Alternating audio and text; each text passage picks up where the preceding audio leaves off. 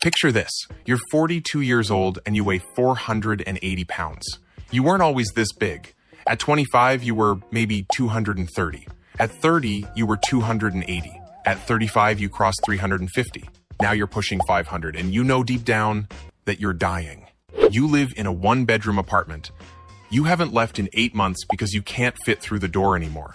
You tried once and got stuck. The fire department had to remove the door frame. You decided it was easier to just stay inside. You sleep in a reinforced bed you ordered online. Regular beds collapsed under you twice. You can't sleep lying down anymore because your weight crushes your lungs, so you sleep sitting up in a chair surrounded by pillows. Your day consists of eating, watching TV, and ordering more food. DoorDash drivers know your apartment number by heart. You tip well because you don't want them judging you, even though they definitely are. You can't shower standing up. You haven't seen your feet in years. You get winded walking to the bathroom, which is 15 feet away. Your knees scream every time you stand. Your back hurts constantly. Everything hurts constantly. You know you're killing yourself. You know every meal is another step closer to death, but you can't stop.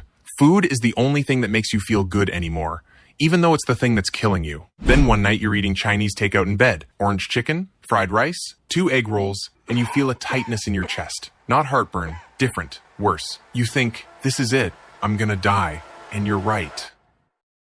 Oh, hey there. Before we talk about why your heart's about to give up on you entirely, let's play a quick game. I'm gonna say some myths about obesity, and you tell me true or false. Ready? Myth 1. Being obese is just about willpower. If you wanted to lose weight, you'd just eat less. True or false? Mostly false. Yeah, calories in versus calories out is real. But food addiction is also real, and it works on the same brain pathways as drug addiction. Your dopamine system is hijacked. Saying just eat less to someone 400 pounds overweight is like telling a heroin addict to just stop shooting up. Technically correct, practically useless. Myth 2. You can be healthy at any size. True or false? False. You can be healthy at a range of sizes, sure. But once you hit morbid obesity, BMI over 40, weight over 300 pounds for most people, your risk of heart disease, diabetes, stroke, and early death skyrockets. There's no amount of body positivity that changes your cardiovascular system struggling to pump blood through 450 pounds of tissue. Myth 3.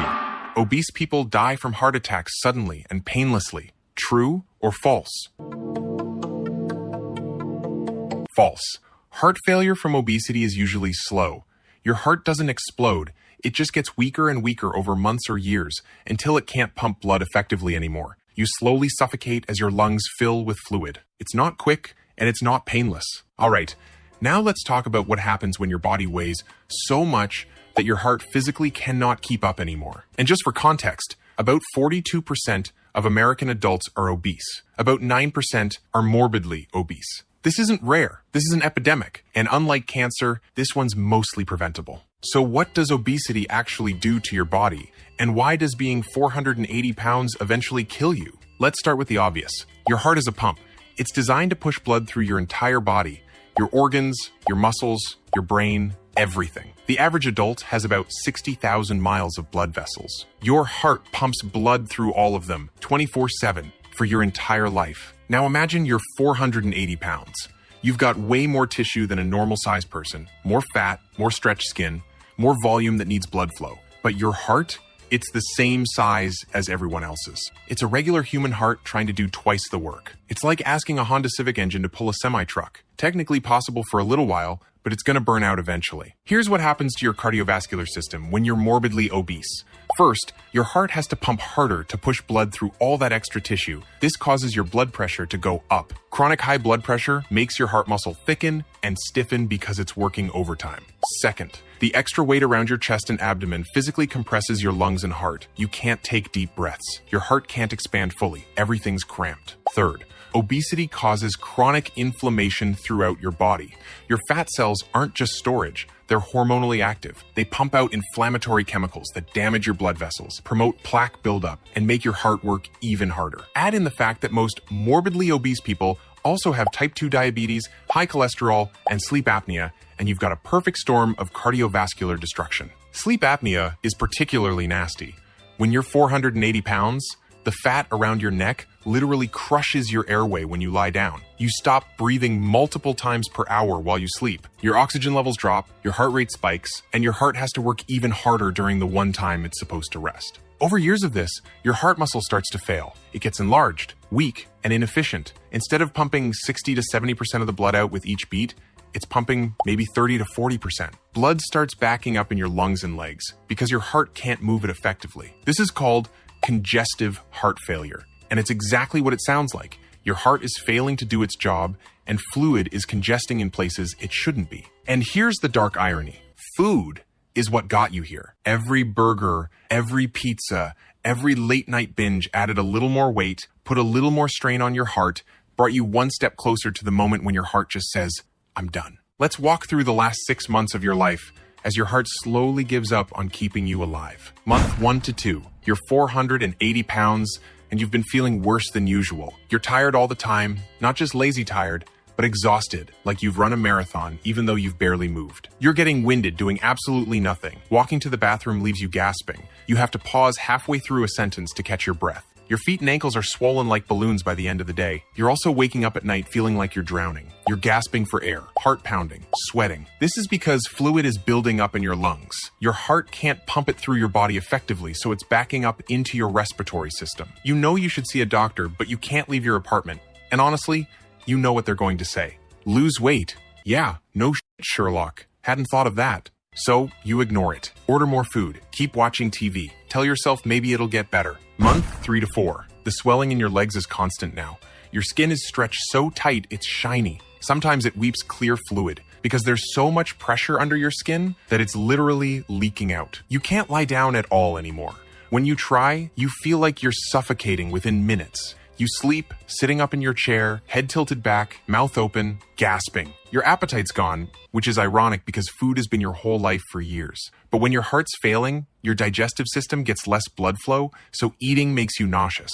You've lost maybe 20 pounds, but it's not healthy weight loss. It's muscle wasting and fluid shifts. Your body's cannibalizing itself because your heart can't deliver nutrients effectively. You're confused sometimes. Forgetful. Your brain's not getting enough oxygen because your heart can't pump blood efficiently. You'll be watching TV and forget what you're watching. You'll order food and forget you already ordered. Month 5. Your lips are turning blue. Your fingernails are purple. This is called cyanosis, and it means your blood doesn't have enough oxygen in it. You're coughing constantly, bringing up pink frothy sputum. That's fluid and blood from your lungs. Your lungs are so full of backed up fluid that they're basically drowning from the inside. Your heart rate is all over the place. Sometimes it's racing at 140 beats per minute even though you're sitting still. Sometimes it skips beats or flutters irregularly. Your heart's electrical system is failing along with the muscle. You finally call 911 because you genuinely think you're about to die. The paramedics show up. They can't get you out of the apartment. You're too big for the gurney. They call for backup and a specialized bariatric ambulance. It takes 6 people to move you. They have to use a reinforced stretcher. They almost don't fit you through the doorway even after removing it. The neighbors watch. You're humiliated, but also struggling to breathe so much that you don't really care. At the hospital, they confirm what you already knew. Congestive heart failure. Your heart's working at maybe 25% efficiency. Your ejection fraction, the measure of how much blood your heart pumps out with each beat, is critically low. They give you diuretics to pull fluid out of your lungs and body. You pee out maybe 15 pounds of fluid in 48 hours. You can breathe slightly better, but you're still dying. The cardiologist is honest. At your weight, you're not a candidate for a heart transplant. You're too high risk for surgery. The only thing that might help is aggressive weight loss, but you'd need to lose 200 plus pounds. And realistically, that's not going to happen. Month 6. You're back home with hospice care. They've set you up with oxygen, medications, a hospital bed. A nurse visits 3 times a week. You're on maximum doses of diuretics, but the fluid keeps coming back. Your body's producing it faster than the drugs can remove it. You're not eating. Can't. Everything makes you nauseous. You're down to maybe 430 pounds. You've lost 50 pounds of muscle and fluid, but you're sicker than you've ever been. One evening, you're sitting in your chair, oxygen mask on, watching TV. You feel a strange sensation in your chest. Not pain exactly, just pressure. Your heart's beating irregularly, fast, then slow, then fast again. You can't catch your breath even with the oxygen on full blast. Your vision is tunneling, you feel cold even though you're sweating. Your heart goes into an arrhythmia, ventricular fibrillation. It's not beating anymore, just quivering uselessly. No blood is moving. Your brain shuts down in seconds. You slump forward in your chair. The oxygen mask falls off. The TV keeps playing. Your heart stops completely about 2 minutes later. Time from realizing you were dying to death. 6 months. So what does dying from obesity actually feel like? For years, it doesn't feel like dying. It feels like gradually getting more uncomfortable. Clothes don't fit, chairs break, stairs are harder, but you adapt. You buy bigger clothes, reinforced furniture, avoid stairs. You tell yourself, you're fine. Then the health problems start, and they feel annoying more than scary. Swollen feet, shortness of breath, back pain. You attribute it to getting older, not to the fact that you're carrying 300 extra pounds. When heart failure starts, it feels like drowning on dry land. You're gasping for air constantly. Every breath feels insufficient. You can never get enough oxygen. It's exhausting and terrifying.